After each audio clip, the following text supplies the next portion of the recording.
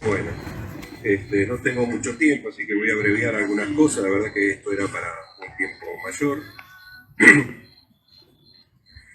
Hasta el siglo XVIII, el hombre siempre observó el cielo, pero a través del rango de lo visible, ¿cierto? Que es un rango muy pequeño. Fíjense en acá, yo estoy mostrando en el espectro electromagnético, porque la luz también es una onda. Fíjense que en esta parte nada más de todo el espectro era lo conocido, ¿no es cierto? A partir de 1931 se empezaron a hacer trabajos en radio, en radioastronomía, así que a este espectro le podemos sumar toda esta zona. Fíjense que es una zona mucho más grande. ¿Por qué? Porque los cuerpos celestes todos emiten radiación, y la radiación en forma de onda. Así que emiten en todo este campo electromagnético. Hoy en día prácticamente se puede hacer estudio en todo este campo. Incluso acá en Mendoza tenemos un observatorio de rayos cósmicos. El diagrama en bloque de un radiotelescopio es sencillo. Los graficadores de antes eran un rollo de papel, ¿no es cierto? Entonces el papel se movía a una velocidad constante y una pluma con tinta iba marcando, así como se ven en las películas los detectores de mentiras. Bueno, una cosa más o menos parecida. Ahora vamos a hablar específicamente del radiotelescopio de San Miguel. Es un radiotelescopio solar, es decir, que se hizo específicamente para el estudio del Sol. Fue inaugurado, bueno, también se lo llama radioheliómetro, ¿no es cierto? Fue inaugurado en 1967. Bueno, tiene una antena parabólica, que es una jochita, de 5 metros de diámetro, una antena muy bien confeccionada. Me dijeron, por lo que pude averiguar, se puede llegar a trabajar en el rango del infrarrojo. Este plato capta toda la señal, tiene un foco. Ahí en el foco se concentra toda la señal y ahí hay una antena, un dipolo de 408 MHz con el cual estuvimos haciendo trabajo. La base de este telescopio en realidad es una torreta de artillería naval. Se adaptó en la torreta. Quiero mostrar esta foto porque si no, no van a entender nada en la próxima. Donde tiene la base, acá es donde está el movimiento. Dos personas la manejaban, uno a la izquierda, fíjense en las manijas que tienen. Uno manejaba la elevación y el otro el azimut, ¿no? Acá había otras dos manijas más. Así que acá se ve cómo trabajaban. Se quitó el elemento bélico y se le puso un elemento científico, se le puso la parábola. Acá lo están viendo, esta es una foto actual. Acá está la torreta. Acá está la base, acá están los rodamientos, es decir, esta es la parte fija, y acá es la parte que se desplaza. Entonces eliminaron el cañón y pusieron esta barra. Acá tiene un contrapeso de cemento armado, muy pesado, y por el otro lado la antena, que también es muy pesada. Sobre este lado, bueno, están las manijas, acá no se ven, las manijas siguen estando, es para que lo manejen en forma manual. Y del otro lado se puso una caja de motores, es decir, esto ya no se utiliza más en forma manual, sino a través de unos motores. Hay un motor grande de potencia, que es el que hace el movimiento rápido, hace que la antena se mueva de este a oeste o viceversa. Fíjense que hay unas cadenas.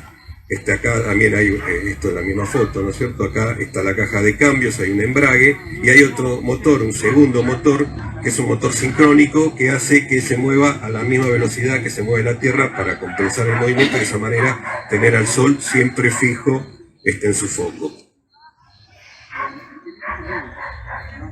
Bueno, debajo del telescopio están los equipos. Hay dos racks. Este rack es el de comando de motores. Este otro rack es el de los equipos de los receptores. Este es un equipo muy viejo de 606 MHz, que es otra de las frecuencias que se trabajaba. Este es un equipo donado por la NASA de 408 MHz. Y aquí tenemos un equipo de 408 MHz también antiguo. Y este es el graficador de que recién estuve hablando. Fíjense, acá está el papel. Este graficador tiene un movimiento, el papel, nosotros lo usábamos a 30 centímetros por hora. Es un papel milimetrado y tiene 3 canales. En cada canal había una pluma con tinta, y entonces hacía movimientos verticales sobre papel, marcando los niveles de tensión que nosotros lográbamos. Así se veía en 1970 el radiotelescopio. Fíjense, fue bueno el auge, como ahí dijo Santiago, fue la mejor época. Era muy sencillito, pero realmente aportaba información pero muy importante. 1975 fue el último año en que se tiene registro de que se lo hizo funcionar oficialmente. En el año 2000, el director del Departamento de Física Cósmica, Hipólito Falcós, empezó a dar cursos de astronomía acá en este lugar, ahí en la torre. Y a partir de los cursos, la gente quedaba ávida de aprender un poquito más de astronomía. Así que se formó un grupo, que generalmente eran chicos de la secundaria en los últimos años, se llamaba el Grupo Galileo. Ese fue el primer grupo que se quedaba después de los cursos, porque los cursos duraron durante muchos años. Utilizábamos este telescopio para observar a la noche. Así que después tuvimos, es decir, Hipólito Falcós nos dio tanta confianza, yo también integraba parte de ese grupo, que hasta nos daba la llave y los sábados a la tarde veníamos acá a este predio a trabajar. Una de las tareas que nos encomendó fue en el 2002 empezar a refaccionar el radiotelescopio. Realmente estaba muy destruido el radiotelescopio, así que empezamos con la reparación de la parte edilicia. Yo como radioaficionado y como técnico electrónico hice un aporte en cuanto a la parte eléctrica y a la parte electrónica. Una cosa importante.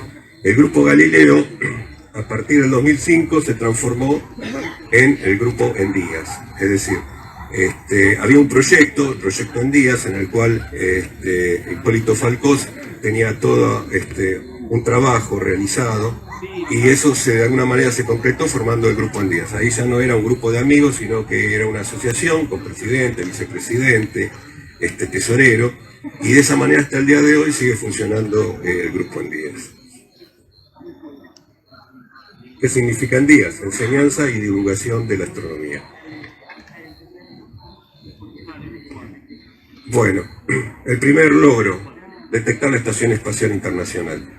Como radioaficionado yo me enteré de que el comandante de la nave, el cosmonauta ruso Valery Korzun, iba a transmitir, eso ya estaba predicho, ¿no es cierto? Entonces nosotros acá vinimos ese día y hicimos un trabajo para el cual necesitaban muchas personas, porque la antena en ese momento no tenía movimiento propio con los motores, es decir, se podía mover en forma manual, todavía no habíamos podido liberar el mecanismo que estaba muy trabado. Realmente fueron muchos años a la intemperie, el óxido hizo estragos, así que nos costó mucho poderlo lograr el movimiento, pero ya por lo menos a mano lo podíamos mover. Entonces había dos personas arriba en el techo manejando la antena, como les mostré cómo lo hacían, una persona en la escalera y personas abajo, y entonces la persona en la escalera le indicaba a uno y a los otros grupos qué es lo que tenían que hacer. Así que empezamos a estudiar cómo iba a ser el movimiento del satélite, la Estación Espacial Internacional es un satélite en realidad, ¿no? En el cielo, así que entonces empezamos a practicar cómo se tenía que mover la antena. Así que, bueno, y llegado a la hora, la antena puesta hacia el oeste, empezamos a escuchar al comandante Valery Korzun hablando con una estación chilena. Así que, bueno, le acoplamos el equipo de 2 metros, un equipo que yo tenía. Tratamos de adaptar la antena lo mejor posible para podernos comunicar, porque tengan en cuenta que el equipo era para 408 MHz, ahora estábamos trabajando en 145 MHz. Así que, bueno, lo empezamos a escuchar, le empezamos a pedir comprendidos, pero la verdad que no nos escuchó. Así que después seguimos insistiendo y después escuchamos que hizo contacto con una estación de Santa Fe, es decir, ya había pasado, digamos, la cordillera, Buenos Aires, y ya se estaba yendo para Brasil. Aparentemente con la única persona de Argentina que pudo tener contacto fue con un santafesino. Pero de todas maneras nos quedó la satisfacción de haberlo escuchado al cosmonauta ruso hablando en inglés de una manera muy extraña, así que bueno, eso es un lindo recuerdo. Después, la primera detección del Sol, fue también un logro. En 2002 lo hicimos con un equipo de 606 MHz, pero había mucha interferencia. Realmente logramos una detección, pero muy precaria. Así que no la llamamos como la mejor o la más importante, ¿no es cierto?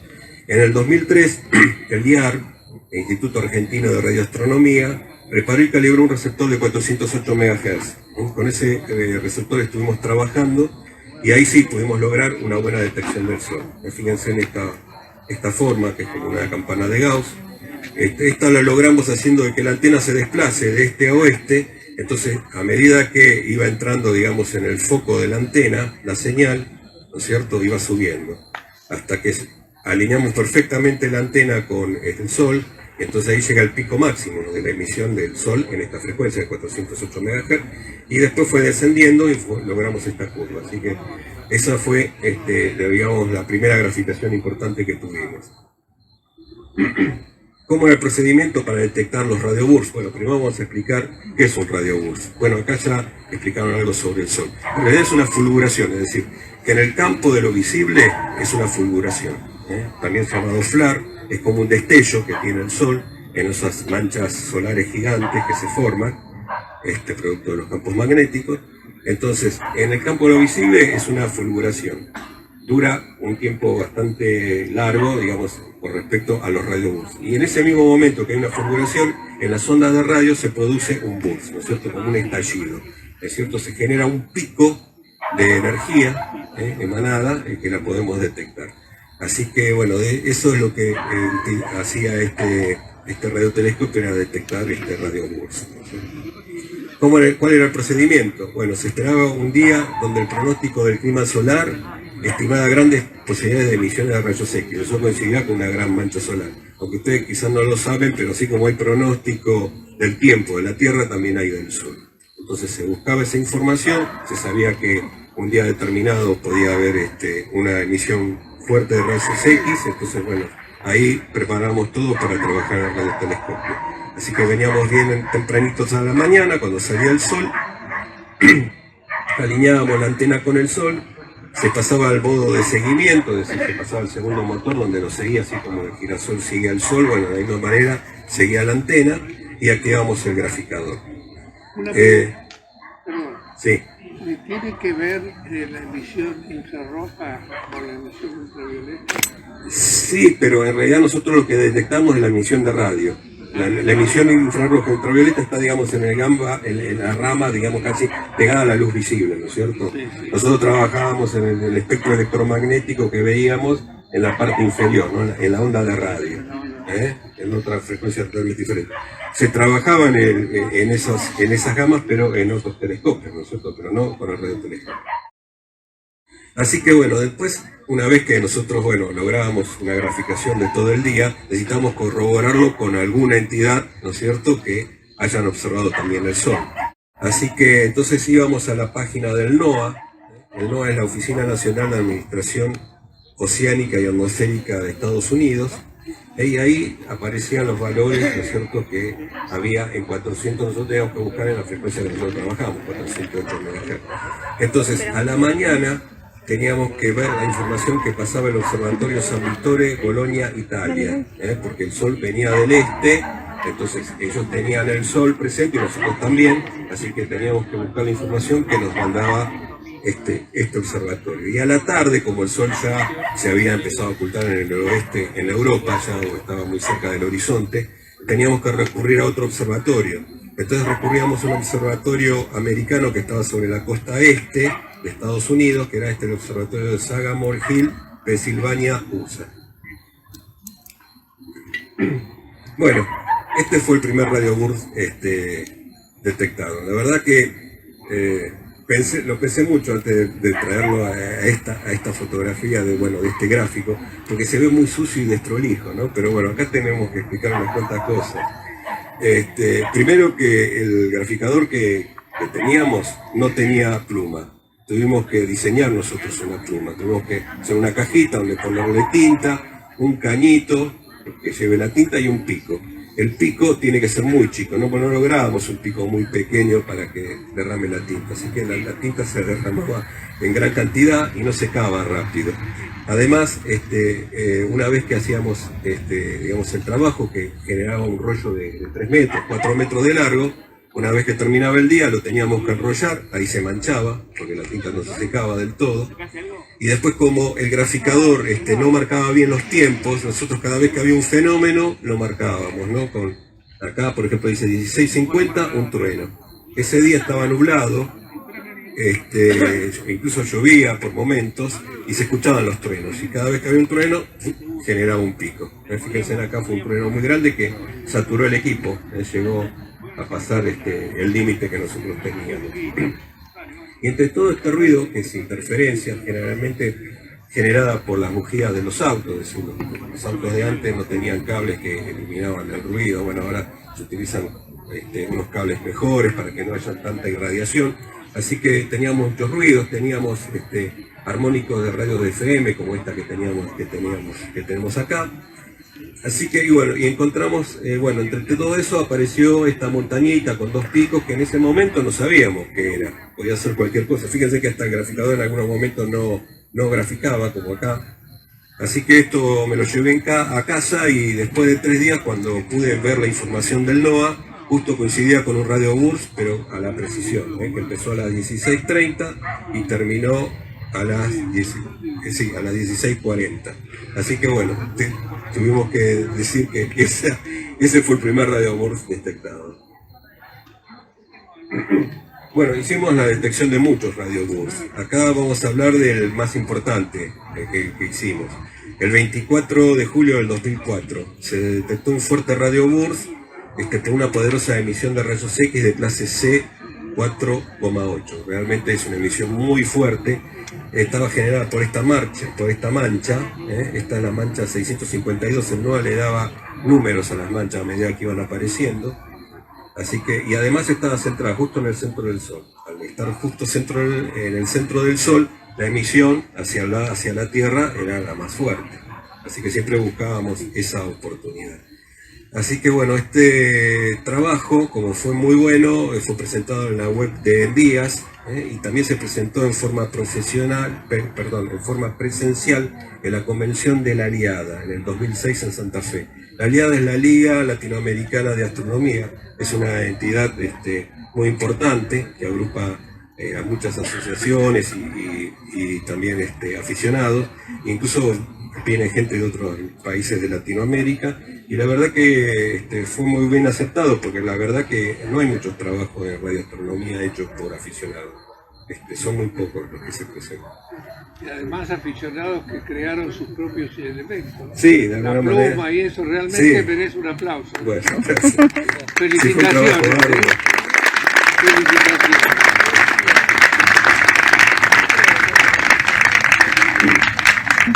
bueno, acá muestro una planilla como las que mostraba el NOAA. Esta es la correspondiente, bueno, acá ya no se ve, se pasó de la fecha.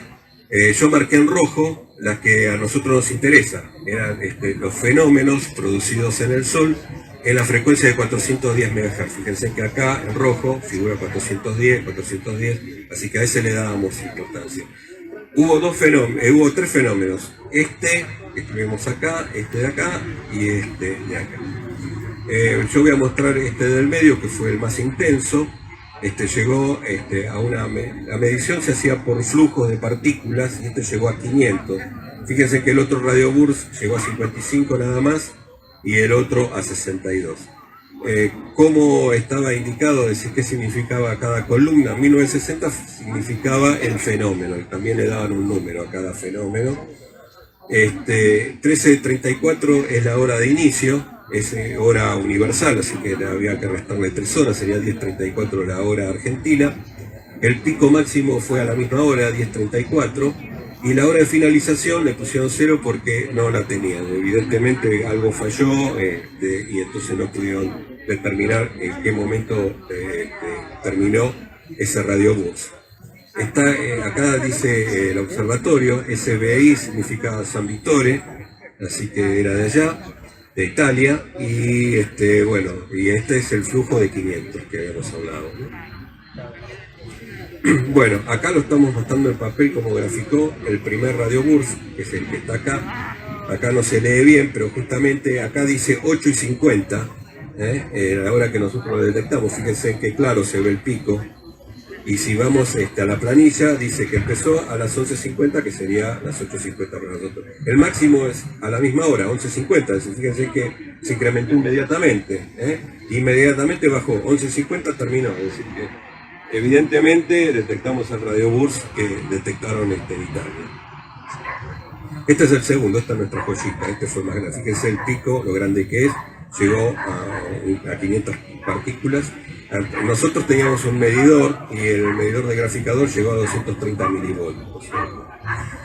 Fíjense que acá también tenemos el horario de inicio 13:34, acá serían las 10:34, se empezó a incrementar abruptamente, 13:34 es el pico, fíjense que es abrupto directamente, y la hora de finalización no la tenemos, dice 0:00. Ahí nosotros podríamos haber aportado un dato, la hora de finalización, acá la tenemos. 10:40, que sería 13:40 para ellos. Es decir, nosotros podríamos, como aficionados, podríamos haber aportado un dato que a ellos les faltó. Este es el último Radio Burst, este ya es un poquito más ancho, es decir, duró más tiempo, no tenía mucha intensidad. Y ahora, si ustedes me permiten, yo necesitaría 2 colaboradores, 2 Daniel, si pueden venir, y les quiero mostrar el trabajo directamente hecho en el papel. O 2 personas, le pedí que por favor me ayuden, desaparecieron. Bueno.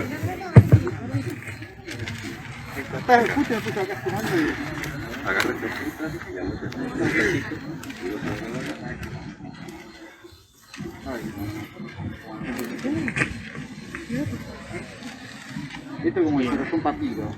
Bueno. Un electrocardiograma. Este es el trabajo de todo un día. Acá, digamos que fue a las 8 de la mañana, esto no le demos bolilla porque son todos los trabajos que se hacen para preparar el trabajo. Así que este fue el primer burs, fíjense. Después, bueno, había algunas interferencias, podría haber sido algún problema, pero cuando no era de mucha intensidad tampoco lo marcaban los otros observatorios. Y acá tenemos el pico mayor. Después, bueno, seguimos trabajando y acá, ya casi al atardecer, teníamos el último Radio Burst. Me olvidé de comentar, este Radio Burst lo tuvimos que buscar en Estados Unidos, porque ya a esta hora Italia ya no tenía el sol. Así que bueno, fíjense, bueno, este es el trabajo.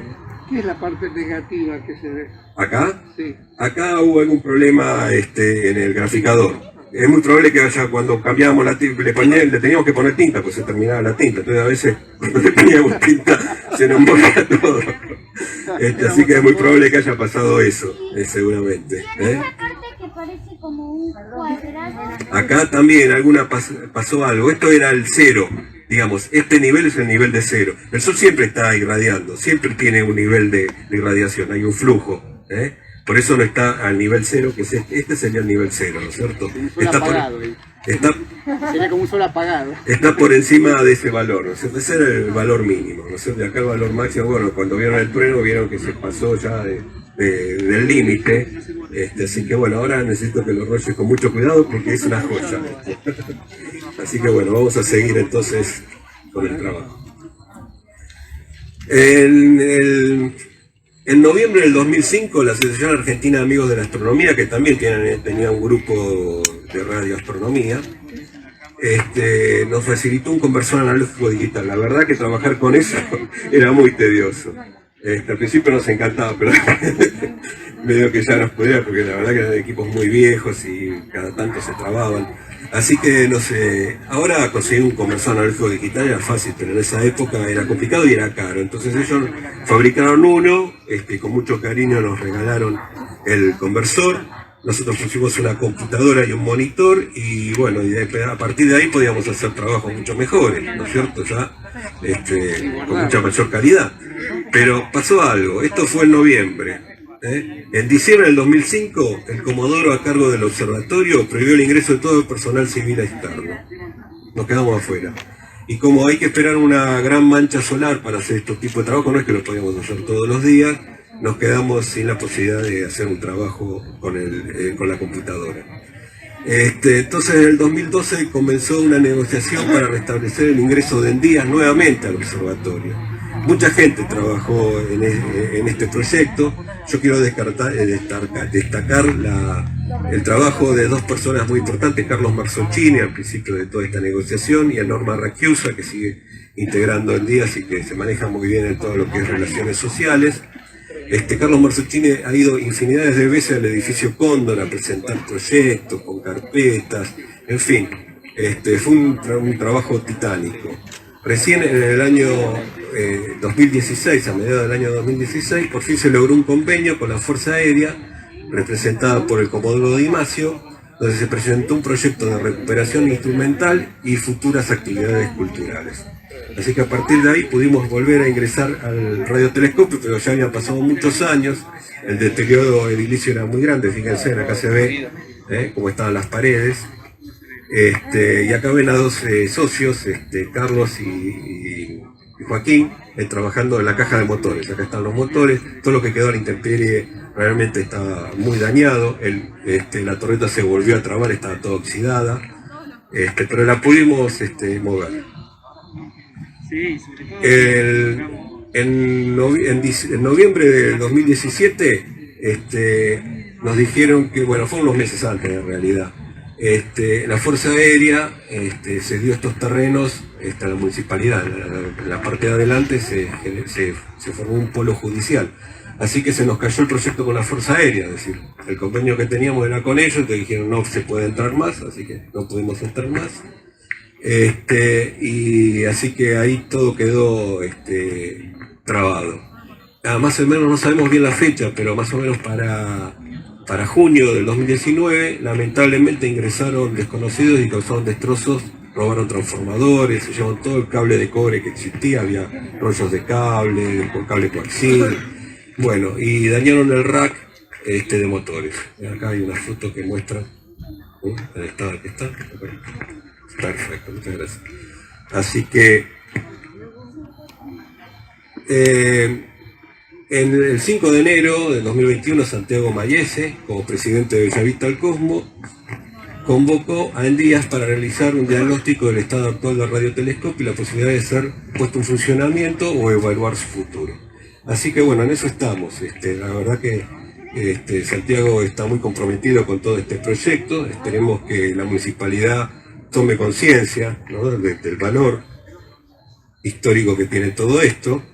Acá doy las posibilidades que hay con respecto al radiotelescopio. Estando en el lugar, se puede seguir haciendo estudios del Sol, estudios de la Luna, estudios de Júpiter, detección de lluvia de estrellas, cambiando la montura, o sea, haciendo una montura que se pueda mover en todo el cielo, porque la verdad que la montura esa es nada más que para seguir al Sol, digamos que está en la línea de la eclíptica. Se puede hacer un estudio de todo el universo, un mapeo galáctico. La Asociación Amigos de la Astronomía hicieron un mapeo galáctico, un trabajo muy interesante. Se puede hacer interferometría. ¿Vieron la foto del agujero negro? Bueno, se hizo a través de esta técnica, interferometría. Utilizando este radiotelescopio y otros telescopios distantes, se puede hacer un trabajo, no de ese nivel, pero se puede hacer algo interesante. Así que bueno, San Miguel tiene el orgullo de formar parte de una historia de la astronomía de la República Argentina. Así que a partir de hoy también hay un presente y un futuro. Así que es muy importante que haya una difusión de todo esto que se está haciendo aquí, para que la sociedad, San Miguel y la municipalidad se den cuenta de la importancia de esto, que realmente es muy importante, y que bueno, y entonces que se cree conciencia de que esto realmente no solamente es histórico, sino que es algo que se puede desarrollar a futuro. Y bueno, estos son nuestros canales de comunicación de Endías, en YouTube, Endías Astronomía, en la web endías.com.ar y en Facebook Endías Enseñanza y Divulgación de la Astronomía. Así que bueno, agradezco a Santiago la posibilidad de mostrar todo esto, es historia. Gracias,